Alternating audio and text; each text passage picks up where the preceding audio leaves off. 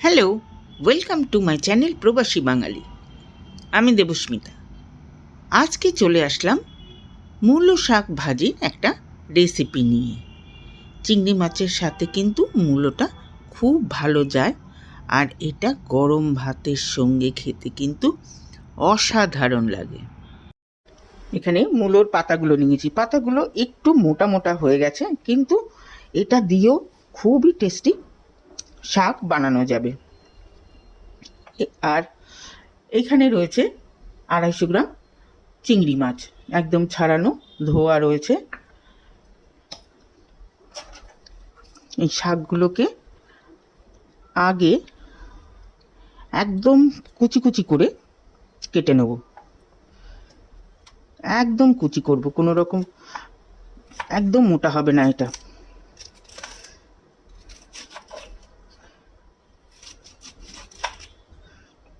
এই রকম কুচি করে এগুলোকে আগে কেটে নেব।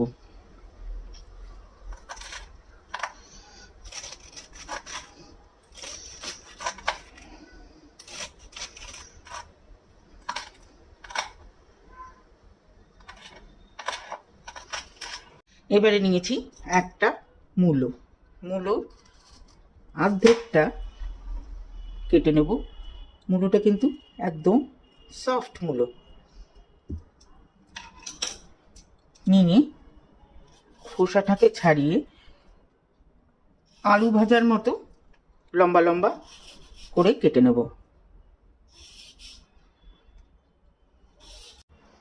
এই মূলোটাকে অর্ধেকটা মূলো এইরকম ঝুড়ি ঝুড়ি করে একটা স্লাইসার দিয়ে কেটে নিয়েছি।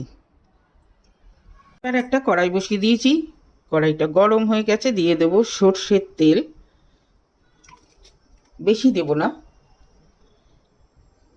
এর মধ্যে 2টো কাঁচা লঙ্কা দিয়ে দিলাম।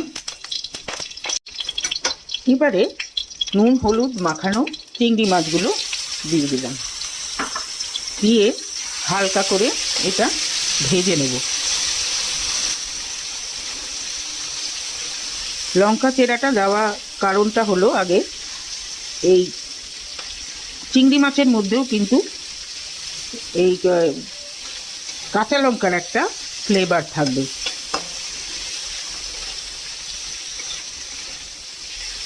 চিংড়ি মাছ বেশি ভাজতে হয় না, তো বেশি ভাজবো না,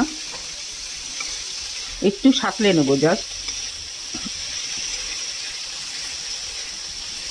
কালারটা চেঞ্জ হয়ে গেছে চিংড়ি মাছের। এবারে চিংড়ি মাছগুলো তুলে নেব। এবারে আরেকটু সর্ষের তেল এটার মধ্যে দিয়ে দিলাম। কড়াই গরম, সুতরাং তেল গরম হতে বেশিক্ষণ সময় লাগবে না। দিয়ে দেবো 1/2 চামচ কালো জিরে,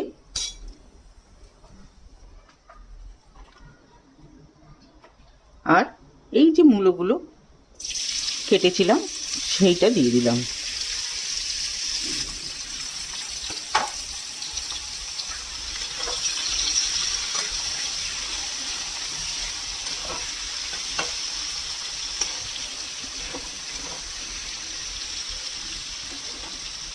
দেব এটাতে অল্প একটু হলুদের গুঁড়ো, অল্প একটু সল্ট, মিক্স করে দেবো ভালো করে। মিক্স করে এটা কিছুক্ষণের জন্য ঢাকা দিয়ে দেব।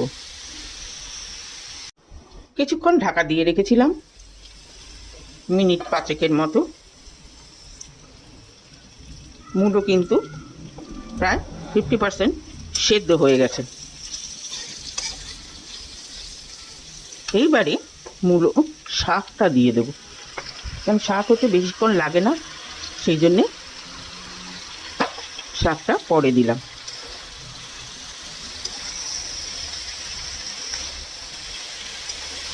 মিশিয়ে দেবো এটা।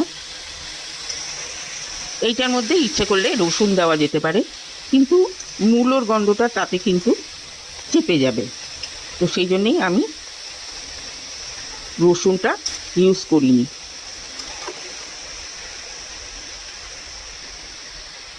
দিয়ে আবার ঢাকা দিয়ে দিলাম।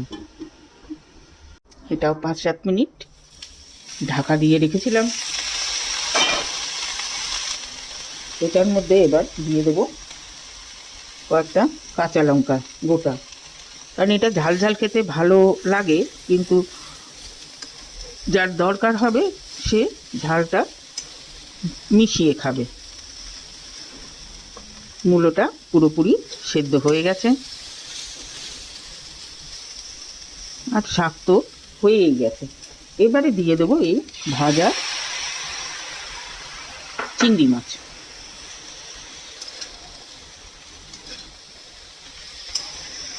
দিয়ে ভালো করে এটা মিশিয়ে দেবো। চিংড়ি মাছটা দিয়ে এবার মিনিট 2 এটা আবার ঢাকা দিয়ে দেবো। মিনিট 2 ঢাকা দিয়ে রেখেছিলাম। এটাতে দিয়ে দেবো এবার অল্প একটু সল্ট, কারণ মূলতে সল্ট দিয়েছিলাম, শাক দেওয়ার পরে আমি কিন্তু সল্ট দিইনি।